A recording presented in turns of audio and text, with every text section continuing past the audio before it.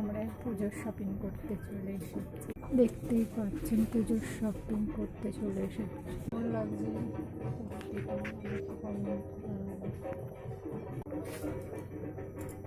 সব একই রকমের ড্রেস।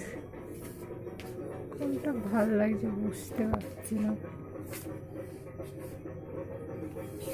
দেখতেই পাচ্ছেন ওগুলো দেখতে কাপড় অত ভালো না, সিল্ক কাপড়।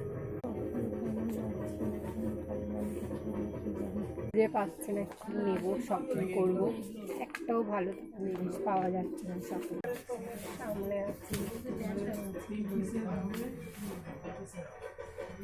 কালেকশন অত ভালো নেই, টপেরও কালেকশন অত ভালো নেই।